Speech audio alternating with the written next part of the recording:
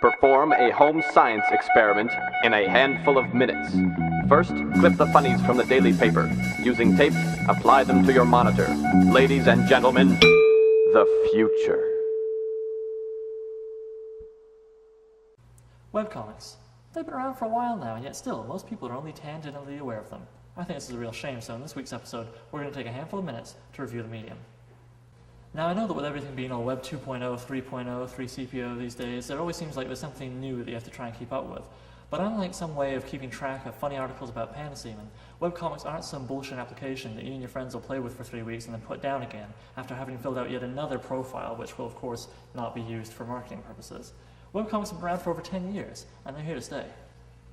One of the greatest benefits of webcomics is their price, which is of course generally nothing. Like YouTube, this means that anybody can take a crack at it, but also like YouTube, this means that for every one person who does something truly brilliant, you're going to get about 200 people who think they've got a brave new take on having a couple of unwashed couch potatoes complain about video game release dates. There's also the double-edged sword of there being no censorship or editors, unlike YouTube, where you could at least flag, say, a video of Tub Girl. I still don't get why so many people are bothered by that.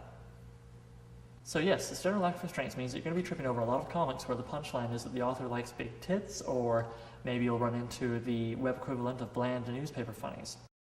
However, that doesn't mean that there aren't a lot of comics out there which are very well written, beautifully rendered, quite funny, and sometimes even poignant.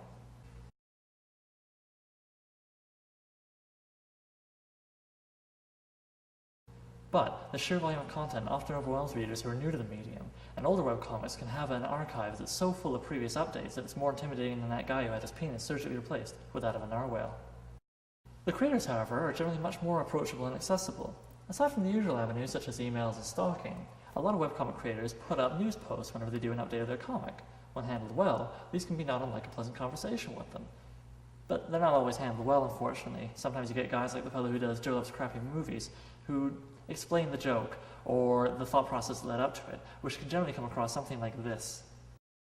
So what I was going for with that last bit, I was trying to make a joke, make you laugh, but also offer some insight. So I guess you could call it like an insight joke.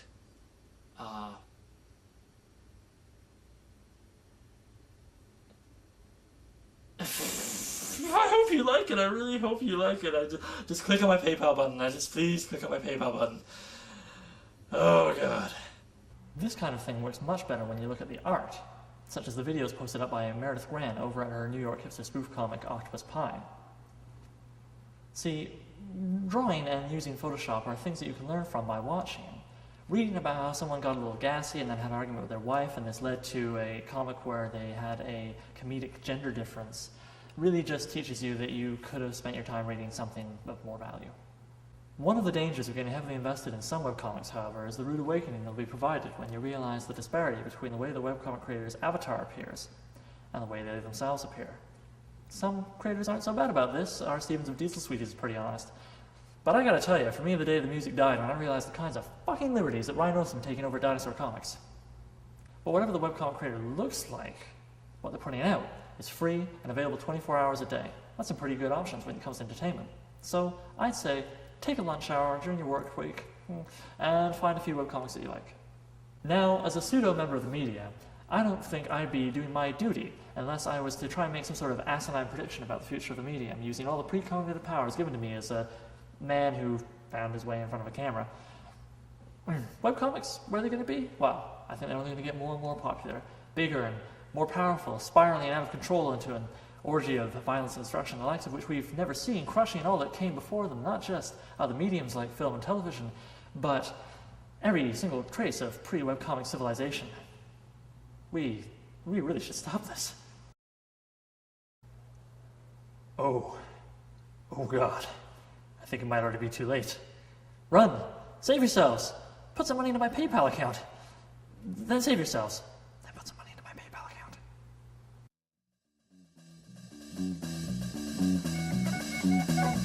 Tough girl, tough woman, I say. Look at that fine female form, languidly bathing in...